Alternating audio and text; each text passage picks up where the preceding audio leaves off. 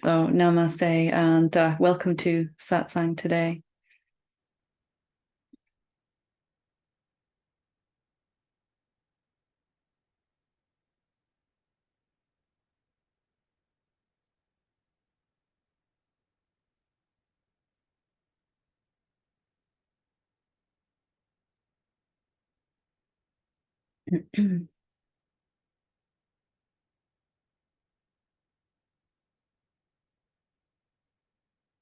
So in any Satsang gathering, anywhere, or any non-dual pathway, we are interested in experiencing and coming to live as the one being, the only being that exists. The only thing that exists is appearing everywhere as everything and appearing as the nothingness, the background in which all objects seem to arise. So we are not just interested in philosophy or thinking about or theology. We are really looking to directly experience. Not that there's anything wrong with those other subjects, pursuits, doctrines, whatever you want to call those. But here in Satsang, we're interested in the experiential understanding and coming to live as that. It's only that that's going to bring us permanent peace and a sense of deep and abiding love for all that exists. A rich joy which develops over time as an addition to the peace and the love, and eventually bliss and abundance of all the ways that abundance can show up, not just financial, but in all ways, health and well-being and more than enough time, more than enough compassion, self-love, whichever way abundance can be experienced for us, and every way abundance can be experienced. We will begin to notice those occurring in our life as our awakening deepens. So I have some questions here that I want to get through, 4 questions, and then I'll open it up here for questions or anything that you're struggling with live today here on the session. So the first question says, "Hi Helen, thank you very much for your teachings. I listened to them all day and they helped me a lot. I wanted to know if the experiences of feeling great happiness and seeing myself in all people as one being, even seeing myself in my dog and feeling great love, are part of awakening. Why did that state that I have lived fade away? It was like waking up and going back to sleep. And despite connecting with consciousness more and more from time to time, that anxiety arises due to lack of money. It is like a situation that repeats itself. I am doing meditation and contemplation. How to stop worrying about what happens in life or the world of forms. I understand that the luck is from the inside out, but it has been difficult for me to achieve it. I hope I've been precise. It's a bit complex to transfer ideas. I trust Helen very much and know that her message will be the right one. And deep down, I feel that I just have to stay in consciousness. Thank you very much. Namaste." So, just have to stay in consciousness, but how do we actually do that? What does that mean when some of these old things are coming up? So we've had these experiences, as I was just talking about before, some kind of seeing and a glimpse of what is really true, that there is only you everywhere. Even these words are coming from you. It may seem that I am external to you, but I'm inside of you. I'm one of the ways that you are appearing. You are all that there is. This is where this deep and abiding peace and love comes from. Even falling in love with your dog, even more, realizing your dog is just another way that you're appearing. And in that, there is a rich intimacy with all that exists. And an understanding that they are you, and a deep sense of safety, security. So safe and secure that your safety was never in question. Only when we thought we were the body did we think we could die. And only when we thought the body was a body were we still further confused. So as this awakening deepens, it's going to get clearer and clearer what's actually true. But in order for it to deepen, what has to happen is everything that's in contrast, every way that we think that's in contrast with what's true, is going to have to come to the surface. So you said here how to stop worrying about what happens in life or the world of forms. Well, going back to what you really saw yourself to be, even if it's just a memory now momentarily, and seeing that undivided essence of all that is, and indivisible, cannot be divided. It's not like it's been put together and there's all these parts and it's been brought together. There's just the one being experiencing itself as all these human beings, dogs, cats, trees, raindrops, grain of sand, all these grains of sand, all these galaxies, all these different species of life, all these insentient, apparently, objects. And if you take the next problem that comes for you, you've said here, worrying about lack of money, and looking at how does that fit now with what I've seen myself to be? And that's why it's coming up now. When I looked at this myself, what was coming up was always in separation, always in division. And it wasn't that these experiences of peace and love had faded away. It's just that they had to be temporary experiences of reality while I am still thinking in the old way. So instead of, I need to make sure I have enough money, because in that statement, there are two things. There is you, and there's this other thing called money. Can you see that money is another way that you are appearing? And if you still feel that you're separate to it, if you're still thinking that way, which we all do, of course, for a while, then you're really stating that you're a separate being again, at least in your energy, in your thought process. That peace seems to disappear and it's replaced by a lower state in the body, because the excess of life force energy that comes with being undivided, not believing any thoughts in that moment, suddenly we're investing a lot of life force energy back into believing I'm separate to something. You can maybe get a little glimpse of how much energy that really is when you have a glimpse like this, and there's just this overall deep sense of well-being and everything's really all right. Nothing could ever go wrong. And then suddenly something really seems to be going wrong. And the situation repeats itself, you said, because the thing it's trying to show you hasn't yet been fully seen. And it is this, that you still feel you and money are two different things. You are two different appearances. One is appearance as a human being, seems to be the great self appearing as a human being. Another is the great self appearing as a piece of plastic or some metal coins or some paper bills, notes. Are they really different? Is there really any difference between a human body and a £10 note or €10 or $10, whatever? And when we look at the essence of both of those things, the human body and mind and this money, the metal coins, the essence is the same. So can you really still hold on to this idea that you need more money? And are you ever going to be able to allow it now, that money? If it is just another way that you're appearing, if you're insisting I need it, or I want it even, there's two things in that, and there's a sense of me having to make it happen.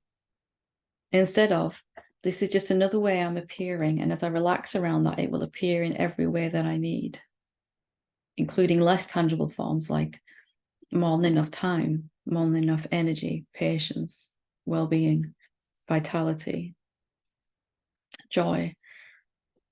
So how to stop worrying about what happens in life or the world of forms. Well, really ultimately to realize it's all you. Is there a world to worry about after what you've seen? There seems to be. And it seems to be that you're running out of something, or you might not have enough. When you really look at this, can you still be 100% certain that you're running out of something? Can you still give that your full conviction? If you are the one being, and even these words are arising out of you, through you, and everyone that's going to watch this forever is you, then can you really still hold on to that perspective? Life is asking you now to investigate that. Is there anything other than you? Is there a world out there separate to you? And what happens when you admit that you're not so convinced about that anymore? And this imaginary barrier between me and this other thing I need begins to disappear. And for me, money was one of the ways I consistently kept myself in my imagination as a separate being again. Had to look at this exactly like you have. And it won't just be about money, it'll be about a relationship with another being, apparently another being, something you want or need, something you want to get rid of, like fear or shame. Are they really different to you? Can you get rid of something that is you? Is another way that you're showing up. Can you get something that already is you? Because getting it, receiving it, allowing it is like saying, it's out there and I have to bring it in here. Can you do that if you're the only thing that exists and you can show up in all of these ways? So until we investigate this deeply, then this peace, this love has to be a momentary experience, or it'll last for a couple of weeks, a couple of months, even a couple of years. Who knows? I've heard all of the above. For me, it only ever lasted a nanosecond until I'd looked at all of this. My honeymoon period was about 5 seconds. And then I was back into, seemingly back into separation again. So have a look and see about the way that you're holding the things that you seem to want and need or want to get rid of. And you'll see in that there's at least two beings, two things in there, me and another person, another thing like money, something subtle like time. I don't seem to have enough time. I want more time, or whatever it is that we're looking at. Okay, second question. Dearest Helen, you've heard of my obsession with a relationship where I'm given thimblefuls of water and receive bad projections. I have found this addictive as it mirrors my childhood. In DTE contemplation, so that's the Dissolving the Ego course that we do. In DTE contemplation, I'm seeing the mirror clearly and have written down all the projections and see that these deep beliefs have been holding me back in every way all my life, despite many years of psychoanalysis. Once and for all, I'm about to pull them out by the root. It is so painful, as it will mean ending this relationship, where at a spiritual level, he really met me. But this treatment is harming my health. Am I on the right track? I'm so happy to feel I can really address this. My head began aching and my stomach churned when I realized it all. But I feel that real freedom is just around the corner. I'll use the beliefs to ask questions. Please send me strength. So much looking forward to India. Much love. P.S. Of course, he could not have met me spiritually if treating me poorly. Thank you. Well, that's what I was going to say. Have we even really been met on the spiritual level if someone on the lower realms, lower vibrational, not lower as in bad, physical, mental, emotional, if it's not working there, it isn't working in the spiritual plane either. So I'm glad that you saw that. Many years of psychoanalysis, but usually that psychoanalysis is done with the identity still firmly in place that I am a separate person. I am alone in the world trying to find my way, and I need to get everything I need: safety, love, approval, recognition, all of that from the outside in. So we cannot really dismantle these patterns once and for all until we have really begun to see that we are the other being in the relationship, and that we don't need anything from any other being. We need to allow it from the inside out. Let me see what life is like when I'm having more than enough love, compassion, joy, peace, abundance coming from the inside, excess of peace and more than enough love, infinite love.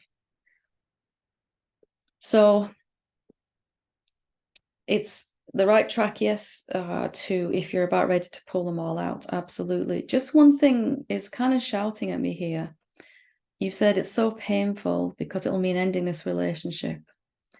I wouldn't even assume anything if I were you about the relationship. If you look at the beliefs first and then see what happens with the relationship, it might be over, it might not. But you can't really tell that, whether you're supposed to stay together or not, while these beliefs are still mirroring back and you're bouncing. If you have this idea, the other person must have too, because there's only one of you. If you have this belief, it must be in the other being too. That's the meaning of the mirror, isn't it? So you don't really know what's going to happen once you have looked at this. But also look at this idea that it's going to be really hard to pull these roots out. When you've dug around the roots and dug all the soil, chopped up all the soil, you just pull them out. No big deal. You don't have to dig and dig and dig. So it's actually a karmic pattern in itself that says karmic patterns are really hard to let go of and get rid of. And it's going to involve a lot of sacrifice, a lot of pain, and a lot of change in my outer life. What if that's not true?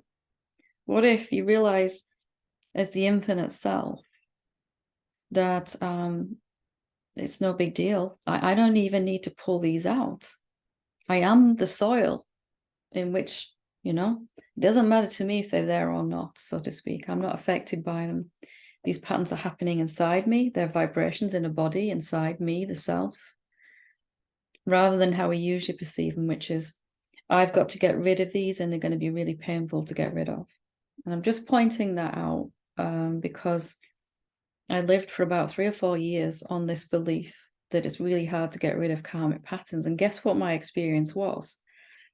That's a very long and boring and a repetitive story. I'm sure you can figure that out, but hopefully save you some time. The third one. Hi, Helen. Most of the time, and especially in your last satsang, 16th of November, you are saying we are consciousness, even God. I understand a bit of that intellectually, so I can often bring it down to my heart. However, I start to have doubts about being able to go further with peaceful feelings, even if I experience them, because when I think about people in war right now, there is no way that they can experience what you're talking about. If there is only one consciousness, how come they can't do anything about their suffering? And us, we can't do anything about them. You said that consciousness is totally content with whatever is passing. How does that apply to the ones who are suffering without any control over their life? What good does it do to experience some peacefulness, some happiness, if it's only me and the minority that follows your satsang or any spiritual path for that matter? So if we come to realize there's only one of us here, even intellectually, we can work with this if it is not sunk down to a deep experiential level yet.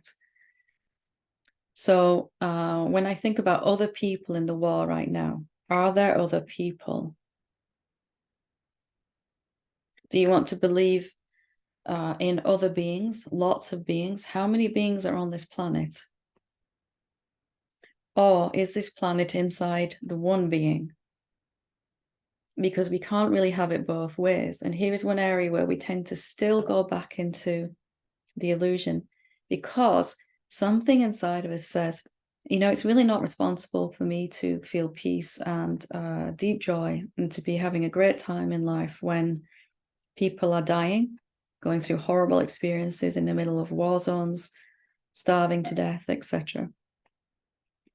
And I went through that, myself, that phase of seeing. And this is when our seeing is kind of half deepened. We started to see that there's only one of us, but we aren't really applying it everywhere. If there's only one of us, then my satsang, my meditation, my contemplation, my awakening is serving everyone. Everyone, all at the same time on some level. How ready each individual, yet not separate being is to allow that in is up to them. But my satsang is not, if I have an epiphany, it's not happening to a body and mind, it's happening to the one being that I am. It's happening in no particular place, my insight. If I let something go, it's not like the body and mind is shifted, although it will feel like that. It's like something has gone from the cloud of consciousness. It's that much harder then for every other appearance in me to believe in that thought. So important is my satsang. Me as the infinite self, not me as a separate being. Can you see the separation? And my satsang over here is not helping those other beings over there. Actually, when you stop and think about it, our satsang is the most important thing we can do to help every human being. Of course, we'll give them whatever other aid we can physically, of course. But this must be done from, as much as possible, from a place of non-separation. Otherwise, we're losing access to the infinite power that we are and imagining ourselves to be a someone somewhere cut off from these other beings, the other side of the planet, or the next town, in the same street even, whatever's going on. So consciousness is totally content with whatever is passing, because it's understanding that whatever any particular being is going through is a reflection of their evolution at that particular point in time.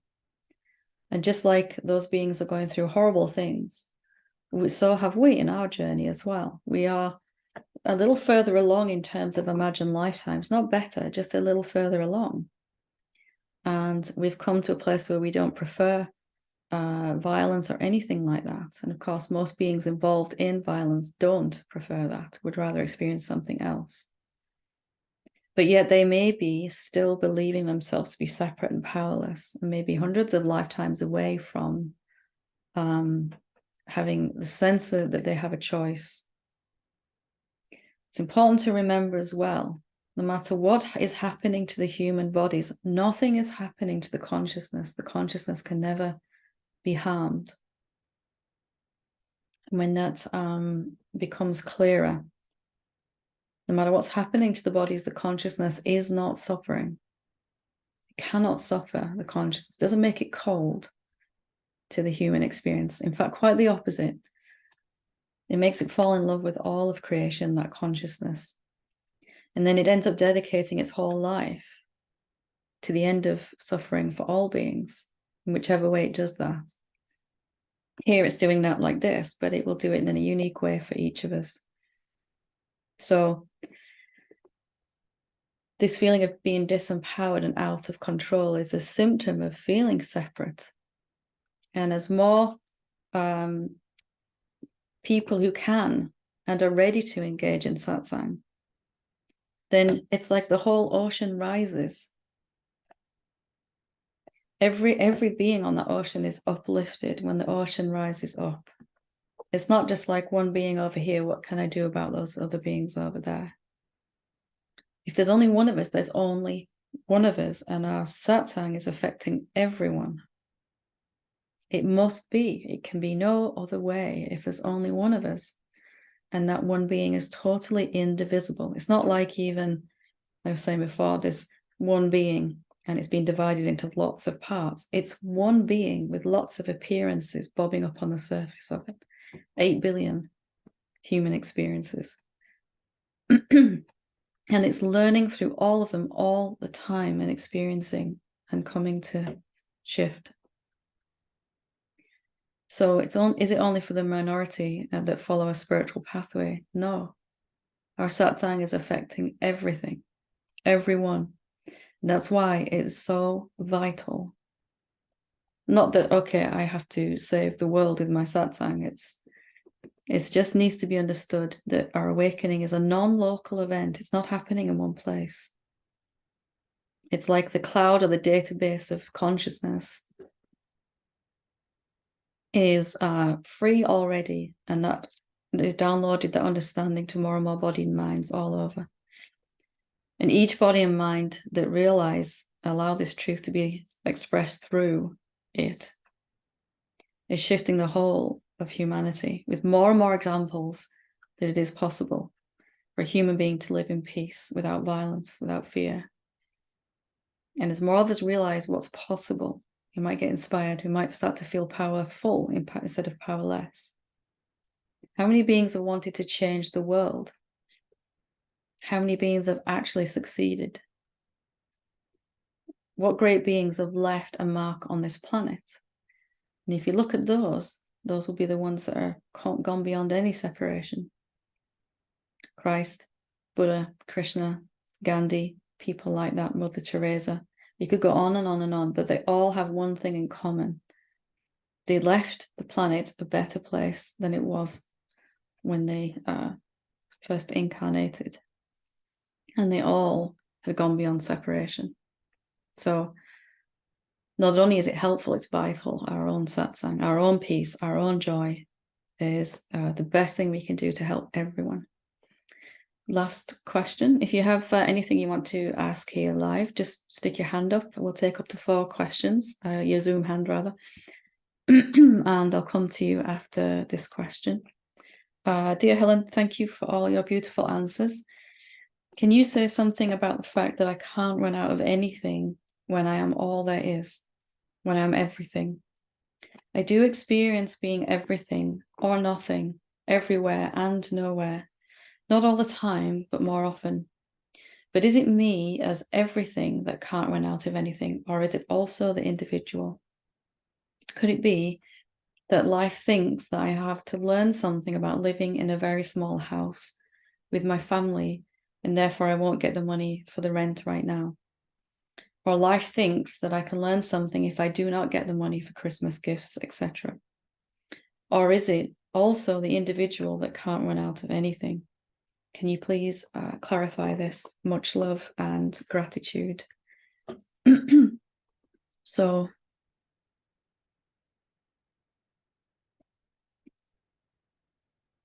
the individual is like a wave on the ocean surface of consciousness, not separate to that consciousness, an expression of, but still not really limited, although it thinks it is. Not separate and not limited. And maybe what we have to learn from these experiences is that we are not limited. Individual, unique expressions, but non-different to, non-separate from the ocean of consciousness, the whole. Just as if we took some clay and made something out of that clay and painted it and baked it and glazed it and all of that stuff, it would still just be clay.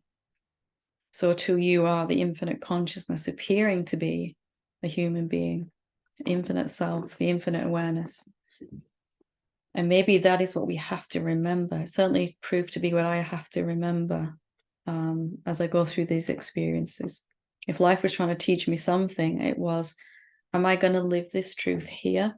Or am I still going to believe I'm living in a house and I have 4 children and I may not have enough of money, time, whatever? And that's what I had to really look at. Can I run out of anything if I am everything? If I am everything, is there anything else to consider? Is it then only allowing that to come and be filtered through my what happens to my experience? Can I run out if I remember this? That the thing I need, as I was saying in the first question, isn't really separate to me. Maybe I seem to need it. Maybe it isn't flowing because I'm still holding on to this old idea that I have to get it, allow it, receive it, earn it. If we're talking about money here, save it. And if you look at money especially, we have so many ways of separating that. It's my debt, it belongs to me, my savings, my job, my work, my overdraft, my bank fees, all on and on it goes. So it seems like you might run out of something, But what happens when you realize and remember as often as you can that it is you, so you can't run out of it? Of course, save wisely, spend wisely, all of that, do those things. Do whatever you can financially to help your situation, physically, of course, but from that place of non-separation to the thing that you need. And see what happens from there. So yeah, also the individual that can't run out of anything, the individual and the one being same. And the individual is not limited at all. Never has been. I hope that helps. If you look at all of these questions that have come in, these whole 4 questions I've answered, they have all been with this theme of, I have seen the self that I am, but what do I do about this other being, other thing that I seem to need or want? And this is what life is going to ask of us. Okay, we've seen or had some seeing, or at least know here, how we're going to move through our life and how we come to live in permanent peace and joy and love and abundance is to apply this that we've seen. And some places are quite sticky. We go back to our old thoughts with real conviction. Some places it's fairly easy to let go of separation thoughts. A couple of weeks before Christmas, gifts to buy, don't seem to have enough money. It might seem harder to remember that you are the money that you seem to need, and the people that you're trying to buy gifts for, and the house that you're living in. But see what happens when you really, decide. If there is any purpose of suffering at all, it is to push us to this place where we really, really are done with it, right? You know what? I'm going to do my best to remember what I need to remember, which is that there is only one being appearing as all of this. And then that suffering begins to fall away because it's done its job then. Okay, so would anybody like to ask a question or share anything? There's time. Just raise your hand here if you want to.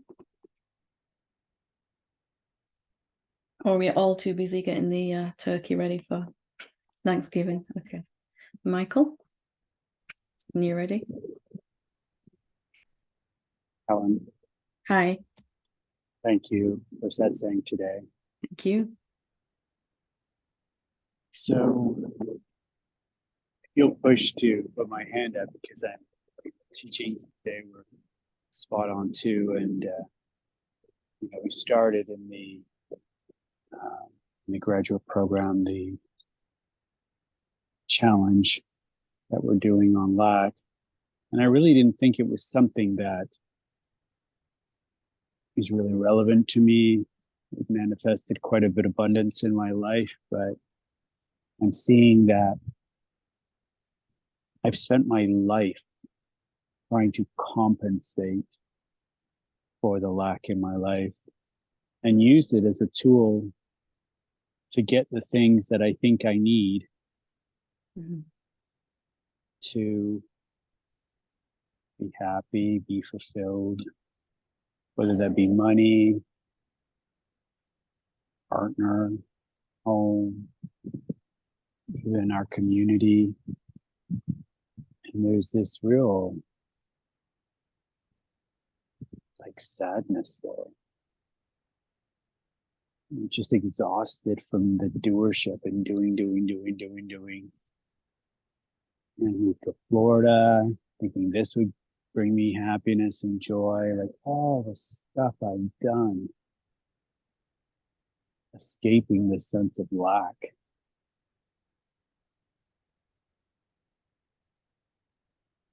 Just wanted to share kind of where I'm at.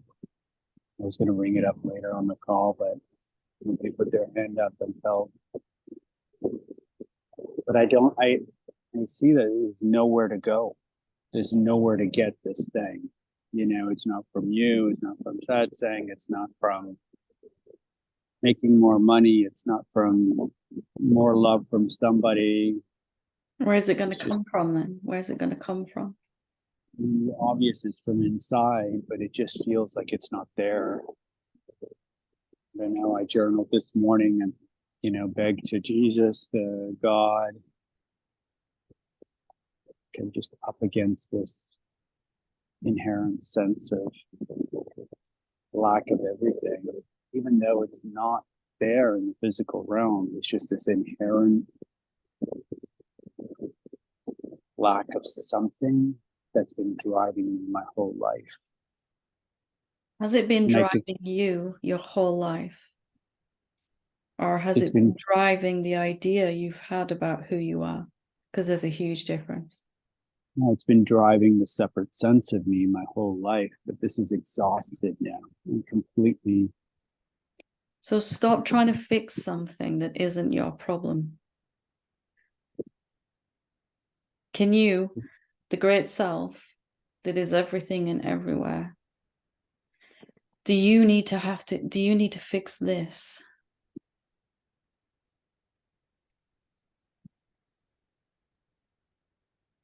It feels like if I don't, it's going to leave me in a deep, dark place. Aren't you in a deep, dark place right now, though? Yeah. Has tried to fix it really worked or helped with that? No. Can you fix the problems of an imaginary being?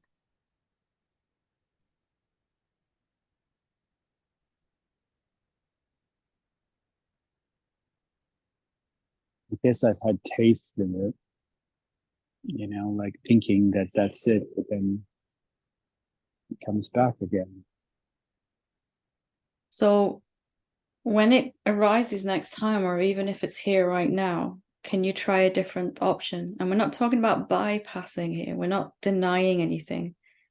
We've just come to clearly see this is something that is a problem of this old idea of me and not the real me. So what if you just say, thank you, but no thank you?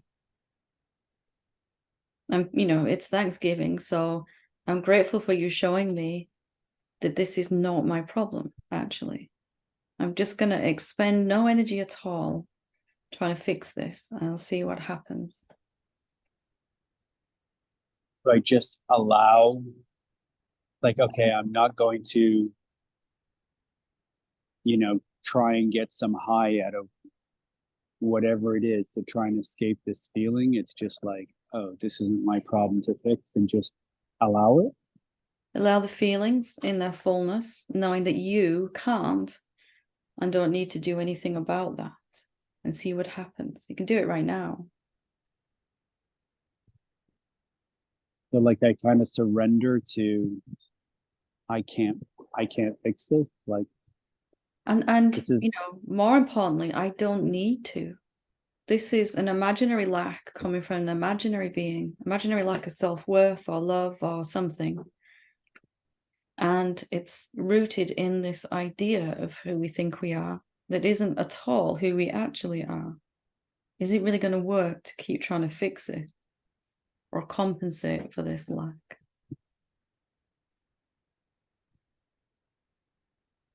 It's What evidence, happens? but it doesn't just.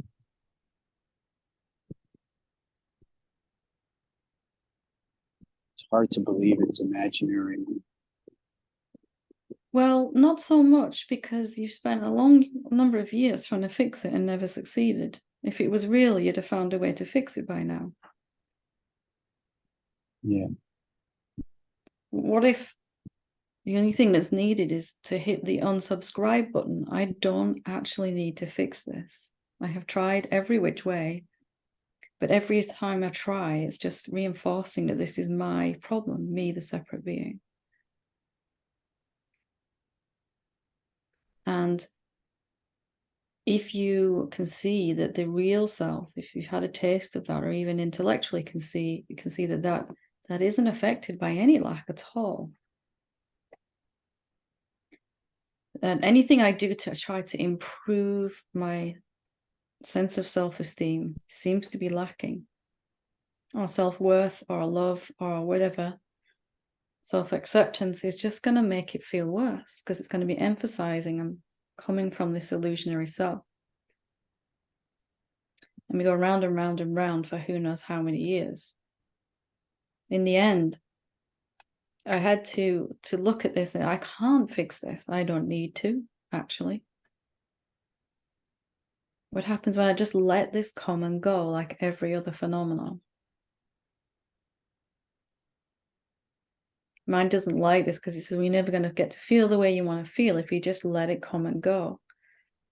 But, you know, nothing else has worked. We might as well try this, because actually it's the only thing that works. Self doesn't have to try to change anything. And it can't. It just is. This old idea arises, I'm lacking in, and you let it arise. And then if you've seen it's not true, just let it arise. Without wanting to diminish, you know, the experience, so to speak. It is just a feeling, and it will come and go like everything else. And it will come and go remarkably quickly if you don't play with it. It's your interest in trying to fix it that keeps it coming back, you know, some kind of investment of energy we have in it. Definitely a fear of it, and that's why I want to fix it, you know? But to fix it, you'd have to be a doer, and you're not. You're a beer, not a doer. Tired of the doing. Tired of imagining you're doing. You've never done anything. Or admit you've done the entire universe, one or the other. Don't just pick one body and mind and say, that's what I'm doing. Yeah. Don't limit yourself that way. Oh, thank you. See what happens when you don't scratch the itch, you just let it arise. Like, come on then, have at it, you know?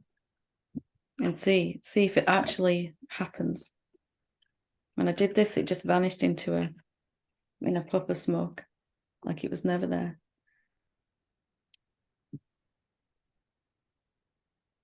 Thank you. Thank you. Good to talk to you. We'll go to Carol. Hello, Helen. Hi. I would like to do two exercise with you. In the Satsang, you was talking about money, about relationship, and about how we see another people, that when we see separation, when I see, for example, somebody looks as selfish, or I don't have enough money to pay some things like that. You say, I can see the Noumenon doesn't need anything, is already complete. But here, as person, we live another things, no? Then I would like to do an exercise with you to don't see separation, for example, about time or about money or both. You mean And to see that after, you're not separate from them? yes, please. Because I try, but I couldn't. To see the I see, when I see myself as when I see from the self, it's okay. But when I am starting with the job, with everything that I see in my life, it's like I only cannot see separation when I am in my bed to see, okay, I don't think about anything, but I don't think that's real, no? I want to see everything as Noumenon, Does always. the Noumenon have a job? Does it get out of bed and go to work? No, he doesn't. Noumenon don't have a job. Or the job is inside it? The Yeah. job, The job, the bed, the house, the body, are all appearing inside the self, the Noumenon, yeah? Yes, yes. So can this problem be true of how to see I'm not separate to this money? Is it true for the Noumenon that you have to do this exercise? From there, No, there's nothing to want or need, is there? no. But also it was with my question this morning. It's like there is the space and there are these thoughts about time, everything, you know, they appears in the space and I know they come and go because they are not always there. But when they appear, it's like they appear is like I see too. There is the space that is nothing, and these kind of things. So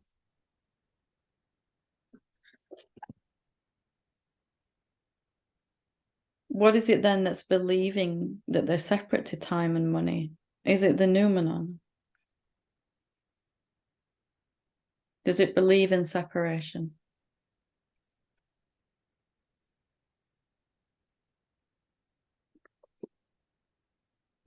No, Noumenon, no.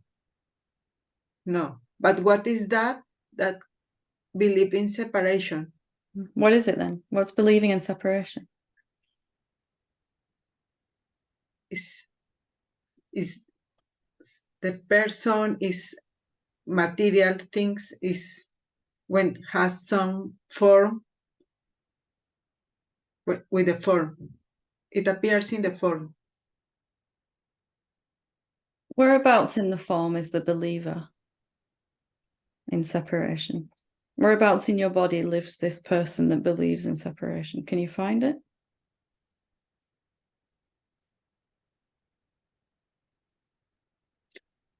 No, but I feel the separation.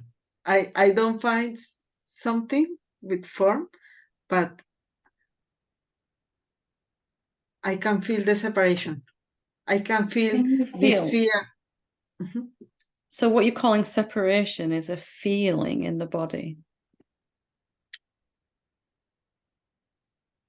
I call the separation, yes, the fear, yes, the feeling in the body. And is that a problem to the Noumenon, this fear in the body? No, Noumenon is perfect. So Noumenon is free. Yes. For everyone, if you're not used to this word Noumenon, it just means the infinite self, the great consciousness. It means yes, that which is not a phenomenon, that our real nature. So Noumenon is free completely already. Yes. Can't find a believer of thoughts in the body when we look. Yes. Can't find a believer of thoughts anywhere. Can you find anything that's believing thoughts? Have a look and see.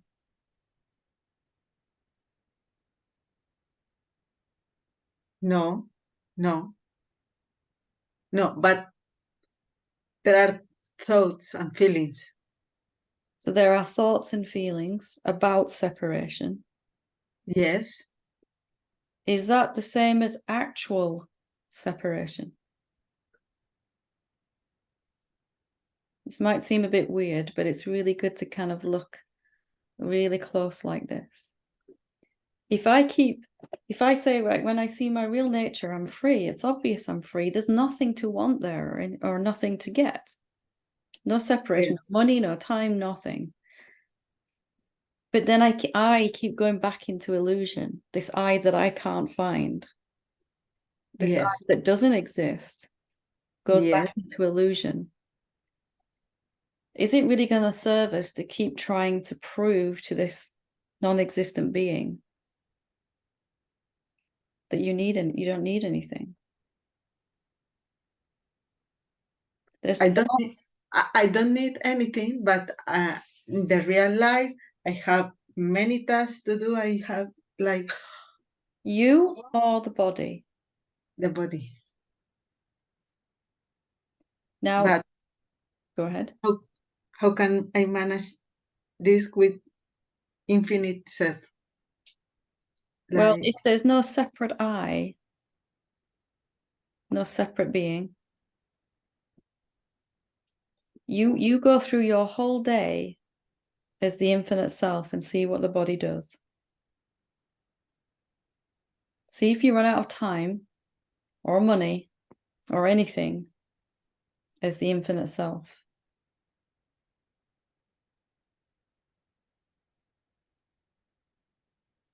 there is something that is not where I don't feel this click. Like, I know. But who would this click happen to? no, it's to pass from here to here. It's not the click, it's just to live with your words. So will you do this? Will you do this for 24 hours? Will you be the infinite self and see if you actually manage to run out of anything for 24 hours? Time, energy, love, money, peace. Then you give me an exercise to manage everything. For 24 hours, and anyone can do this if you want to. 24 hours, I'm going to be that space. I'm going to remember as much as possible. I am that space in which my body and my car and my office and my children and my whatever are appearing in, my bank account, everything. And I'm going to see if it's actually possible to run out of anything. Energy, time, well-being, money, patience, peace, right? All of it. From there.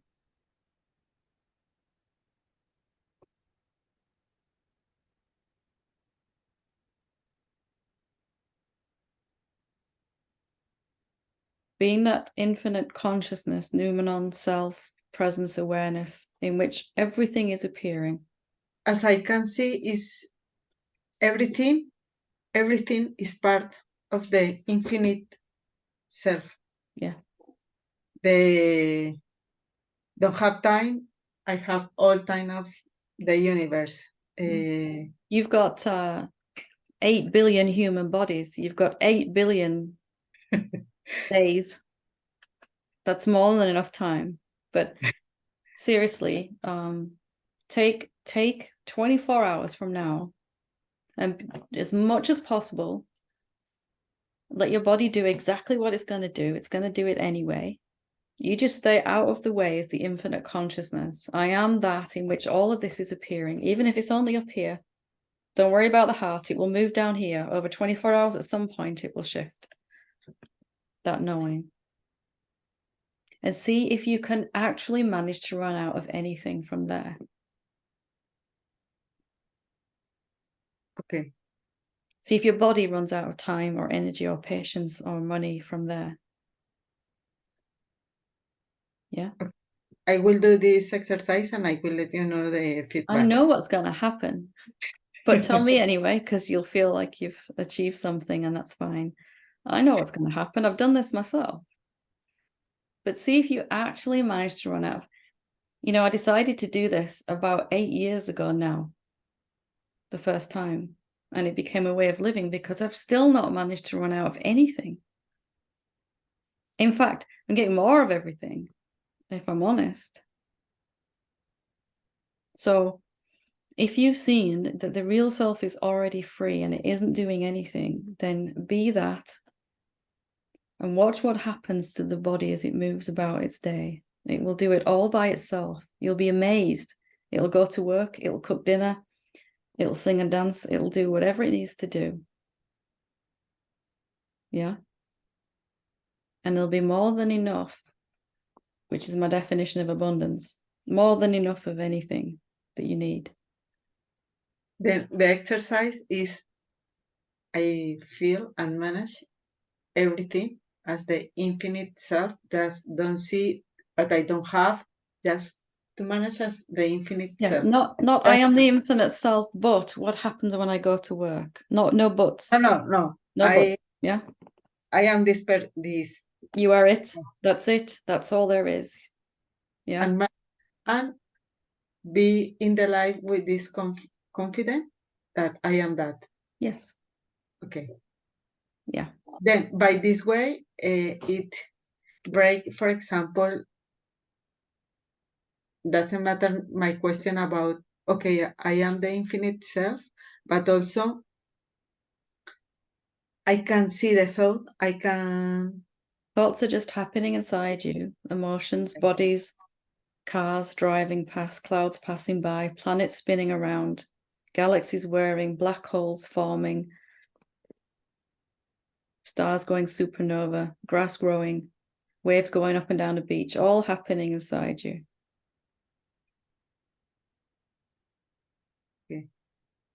Okay, I will do the exercise. Fantastic. Thank you. And this one was another. Well, see if you need another one after this. You won't need another one after this. This will fix every problem you ever thought you had. But it's not about lack. It's more about, I don't know if it could be solved, because everything can be solved by the infinite self. But it's, for example, I see. Well, see if after 24 hours, see if this second problem and everything you've got written on that piece of paper, see if it still is there after 24 hours. Yeah? You do that for me? Of course. Fantastic. Anything. And let me know, yeah? Of course.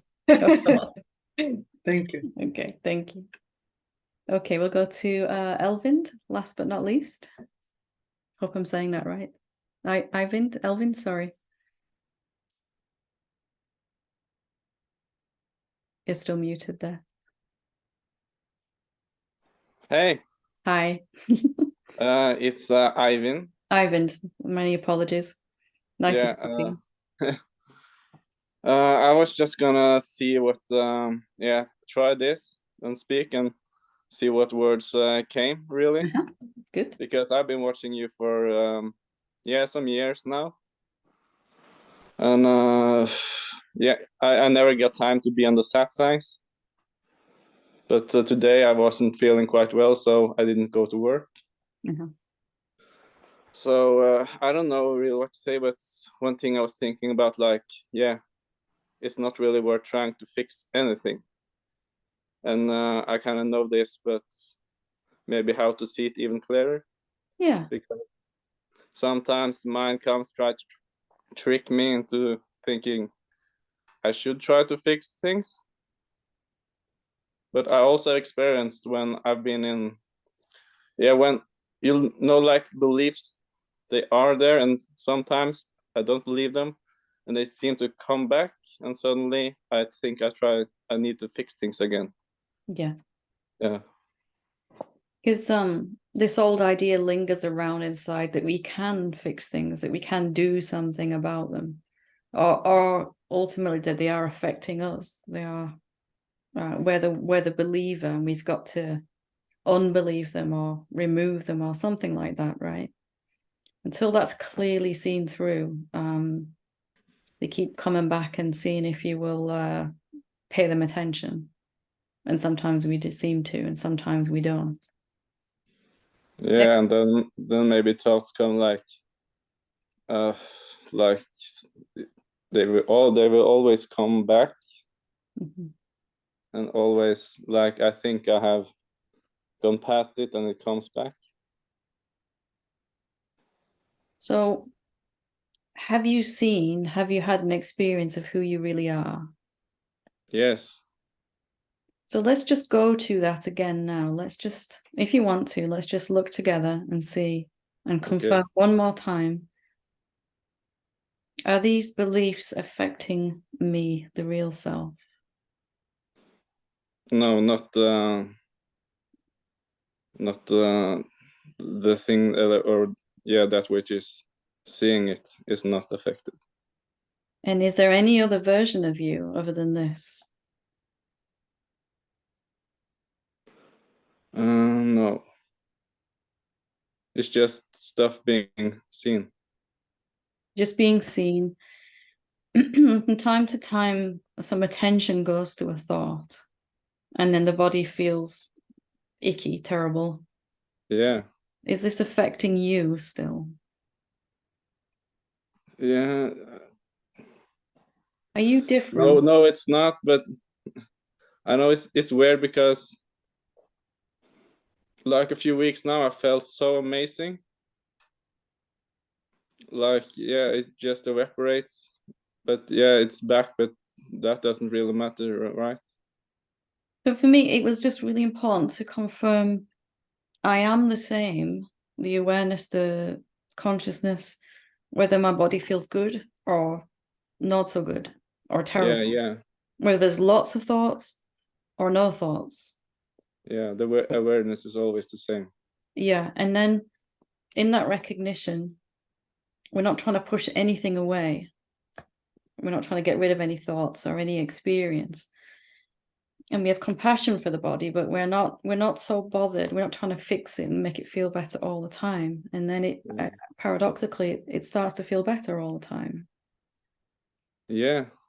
Yeah.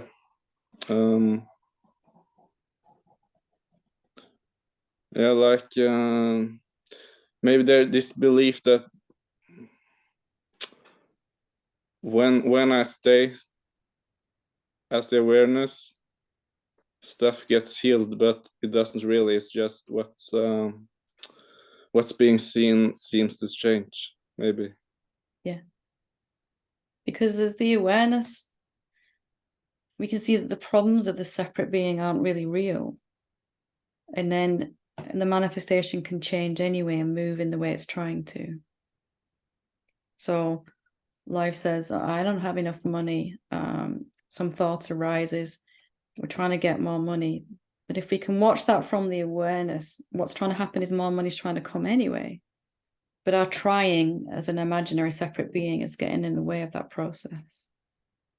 Just one example there, but Yeah, I get experience like, yeah, okay, everything is exactly as it is. And then suddenly it's like creeping in, like I'm getting convinced, like, yeah, the body and mind could do something better than what it's doing. yeah. And then I try to question this. Is it really true? Not everything is exactly as it should be anyway. And it's okay to have desires, of course. I might like to experience some things, but just without the idea that I have to make that happen as a separate being. So I might look at my experience and go, it would be nice if this happened. But without that tension and the angst of having to make that, I've got to make that happen now. So sometimes, sorry, like there's a fear of, for something to get better, maybe something painful has to happen before. We've had that experience many times as our imaginary separate self, haven't we? Yeah. So we expect that to happen again. But seeing that was a reflection of our idea that I'm a separate being, a mirror image. Now, seeing clearly who you are, that you're everywhere, infinite, can that still be your experience now? Does it have to be painful learning after painful learning? Or can it be It doesn't joy? have to be. What about, is the infinite self now, could it be, that's not true? Oh, that's not true, and that's not true, and that's not true, and wow, that's really not true. And especially this one, that my awakening is going to be slow and painful or something, right? Yeah. You're already free though, aren't you? Yeah. Like, just like since yesterday, it's just like, yeah, no, I am the awareness, I'm watching this. But for some reason, there's like suddenly just, it's like you're lots of thoughts and feelings inside some kind of blender, just everywhere, just not connecting to each other, just It's the like a whole weird mess. mishmash. It's just so weird because I've been feeling good for such a long time. So But it's yeah, only it's gonna it's only pass. coming up now to see if you're gonna play with it. Yeah, probably. Are you gonna subscribe to this now? A little bit, but maybe I'll unsubscribe now. A little bit, yeah. But maybe less than last time, right? Yeah, and maybe see that even if I subscribe some, it doesn't really matter either, because I will unsubscribe again. Yeah. And really, if we want to go as deep as we can, is it Yes. even you that's subscribing? No, I'm watching the subscribing. But what is it that's doing that then? What happens when, what is it? What is that process where some thoughts pop up and something grabs a hold? If you look at that, really, it's attention, isn't it? Attention is going to those thoughts. And then the body starts to, I don't like that. But yeah, it does kind of seem a little bit like attention is yeah, you get awareness and then you get attention. Like attention might be like some separate thing. Yeah, so are you, the awareness, affected by even the attention going back to mind? Yeah, so yeah, maybe, yeah, imagine I am the attention. But if you're not, if you're already awareness, which is completely free, then attention can move wherever it wants. It can go to the mind. It can look outwards at the mind, attention, or turn around and look back at you, the awareness. And you're still free either way. Just this Yeah. last little bit of, I think I am the attention. I can see I keep buying that idea. Yeah, because yeah, there's like some idea that seems that wants to control attention. Yeah. But do you need to control attention, you? No. Look at that. Do I need to control attention? Maybe this is a good question. This is the complete unsubscribe from every suffering ever button. Yeah, I was gonna contemplate on the question, do I really need to fix anything? But I think maybe this one is even better. Because it's, Do I even need to control attention? The best one, because attention goes to mind. We go, I'm lost, I'm caught in illusion again. And then attention turns around and looks back at you, the awareness, and we say, I'm free. I'm never going to forget I'm free. And then 2 minutes later, the attention goes back to thought. And it's doing this and this. And I'm free, I'm caught, I'm free, I'm caught. But you're watching the attention even. Yeah. You, the awareness. Mm-hmm. That's a big one, right? Yeah. Okay. Fantastic. Powerful stuff. You can feel your body's going, yeah, this is something really, really important here. Yeah, I'll do that. I'll do that question today. Yeah. Wonderful. Let me know how it goes. Next time, if you can get on Satsang or whenever. Yeah. I probably won't be, but I only watched like 3 satsangs live. Well, but I've seen we'll everyone on YouTube like several times. Fantastic. So I'm really, yeah, I'm a big fan. I'm into this stuff Yeah. Well, it's paid huge benefits here. You've seen what everyone's trying to see. You've seen it. I'm not even the attention. For such a long time we go, I'm not the body, I'm not the mind. And we're so clear in that, but we're still identifying with the attention, which is moving around. When you finally see it can do what it likes, it's not affecting me. Yeah. Okay. Fantastic. Good to talk to you. Thank you. Wonderful. Okay, so let's leave it there for today. Thank you for everyone that sent questions in, and for everyone asking here today on the session. It's been profound. So yes, enjoy the rest of your day. Thank you. Namaste.